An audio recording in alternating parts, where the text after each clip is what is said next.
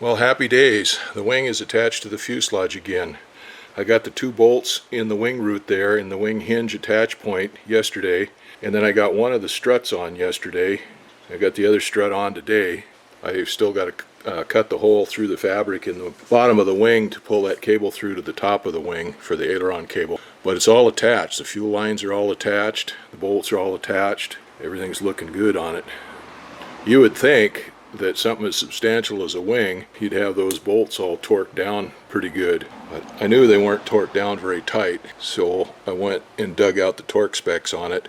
The rear attach bolt for the fitting in the rear of the fuselage is 5 to 6 foot-pounds, and the front one is 6 to 7 foot-pounds. Then the ones here in the wing spars are 3 to 5 foot-pounds, and the one down there where the strut's attached to the bottom of the fuselage,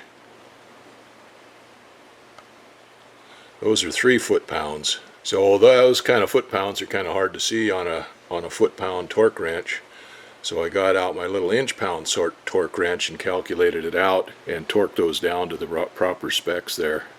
Now there's no spec except for the standard spec for the jury struts, and those are just AN3 bolts, 3/16 bolts.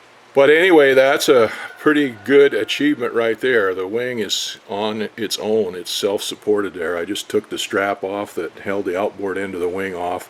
I had it on longer because I needed to adjust the wing up and down to get the struts fitted into the wing spar and stuff. Fitting the struts in there to the wing spar, that was kind of a challenge. The rear one, I was able to push it up in there a little bit, but the front one, it's got quite a more complex system on it there. It's got a tie-down bracket on it for one thing, and it's got a pulley on it there for that aileron cable. It's got a bushing in there that goes between the strut attach point and the bracket for the pulley for the aileron cable. The fabric was too tight up there, so I had to do a little adjustment on that. And the same thing with the wing tie-down. That was sharp in there and running into the fabric up there. I had to take it over and do a little grinding on it to radius the ends of that down. Doesn't reduce the strength of that any at all, but it smoothed it out and radiused that down so it's nice and smooth, which should have been done in the first place. So I've still got to hook up the electrical wires. I've got to hook up the nav light out here on the end of the wingtip, and I've got to hook up the landing lights and put the landing light assembly on. Run the aileron cables. I've still got a fairing to put back there on the flap, and then put the flaps and ailerons on. There's a push rod in there that I've got to put into that bell crank for the flap and to hook that flap cable up to it. But it's coming now. Those are all minor things compared to getting those fuel lines hooked up and getting those wings attached. So that's all done. The wing is attached to the airplane now. Today's Wednesday, and mechanic called and said he'll be here Friday morning, so the airplane should be ready for him to do an inspection on Friday. Now, one of the things I have to do after having that wing off and putting it back on is to make sure the wing is rigged correctly to the airplane. Now, hopefully it doesn't require any changes, because I really didn't change anything in the wing. Well, like I said, I didn't change anything in the wing itself. I put it all back together the same way it came apart. But the adjustments are made by adjusting the length of the wing struts. So there's two adjustments on there. One is a dihedral, and the dihedral angle is where the outboard end of the wing is higher than the inboard end of the wing. And then there's a washout, and the washout is where the rear of the wing on the outboard end of it is higher than the leading edge of the wing. And those are pretty important. We want to make sure that there's no difference between the right wing and the left wing, so the airplane flies stably and flies hands off. And then the dihedral will help with the stability of the airplane, because if the airplane rocks a little bit from one side or the other, then the one wing will gain more lift than the other, and it'll raise itself back up, so it has a tendency to self-leveling. And the washout means that the outboard end of the wing has less angle of attack than the inboard angle of the wing, so that when the wing stalls, the inboard of the wing will stall first, and the outboard portion of the wing will still be flying, so you still have control out there over the ailerons. I had the wings off when I replaced the fuselage here about 5 years ago, and then I set it all up when I put everything back together, and I had the airplane flying perfectly. It was flying perfectly hands off. Couldn't ask for better, but again, taking one wing off, something may be out of kilter on it. Here's the rigging procedures for a Super Cub, PA-18 and PA-19, and the first section of it is to level the airplane, and they want you to drop a plumb bob from a screw in the door to a divot in the bottom of the door, and I can't see those, don't know where they're at. So an alternative way of leveling it is to put a level across the crossbar that the seat goes on and level it laterally like that, and then to put a level at the bottom of the window and level it longitudinally like that.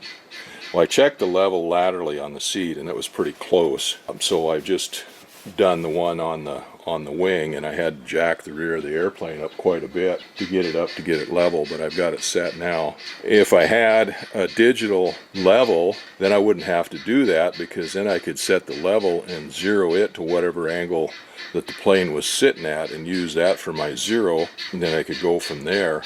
I just went to town looking for a digital level, and of course they don't have anything like that here in this town, so we have to do it the hard way. Well, actually, there's another way of doing the dihedral, and one of the checks on doing the dihedral is to stretch a string along the top of the wing above the spar from wingtip to wingtip and draw it tight, and then check the dimension from the top of the attach point of the wing to the fuselage to the string. And I just did that, and it is perfect, and both wings are just identical. So that much is good. That tells me the dihedral angle is good. So the next thing to do is to check the washout, and to check the washout you take a 30-inch level with a 3/8 inch spacer block on top of it and hold it up against the outboard aileron rib, and it should be level fore and aft with a 3/8 inch spacer in there. So that means that the rear, the aft portion of the wing, would be 3/8 inch higher than the front portion of the wing. So that's what I'm doing now. I've got the fuselage leveled. Now I don't have a 30-inch level. I've got this 48-inch level, but that'll work. You can always use a longer one, but it's hard to use a shorter one. So anyway, what I'm going to do, I've got one of these bullets that I made that is made out of a AN6 bolts, which is 6/16 or 3/8 of an inch. So I've got a mark here at 30 inches. I'm just going to super glue that down, and I'm out of super glue sticks, so I just barely had enough in there to do that. Well, anyway, that is on there, so now I can go take and put one end of the level up against the front spar at the outboard aileron rib and hold this up against that rib, and if it's level, then we're good to go. So I take the level and put the front part of the level right on this outboard aileron rib, right underneath the spar, and then push up so that 3/8 inch spacer is up against the rear spar, and check the level, and that's perfect. That couldn't be any closer. That is absolutely perfect. So that's a load off. So that's a load off my mind. Didn't change any.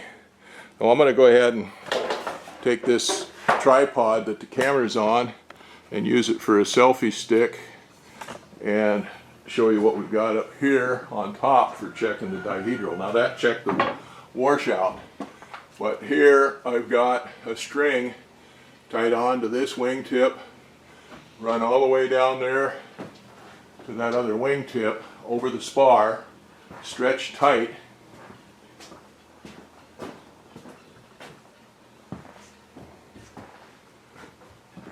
and then here is where the attach point is over the forward spar, and to measure that from that attach point for where that spar comes out there to the string, and both of them are identical. They're pretty doggone close anyway. So that's good. The rigging on that wing didn't change, and it should be good. Now, if it had changed, if I'd have had to do any adjustments on it, this is where we'd adjust it right here. We'd take those bolts out of those forks on the struts down here where it attaches to the fuselage and pull those struts out of there. I'd have to lift the leading edge or the wingtip up to get those forks out of that attach fitting, and then we adjust the fork in or out. For dihedral, you'd adjust the main strut, the forward strut, but I don't need to do any adjustments on them, so that's good. So now we can get back to work on finishing putting that thing together.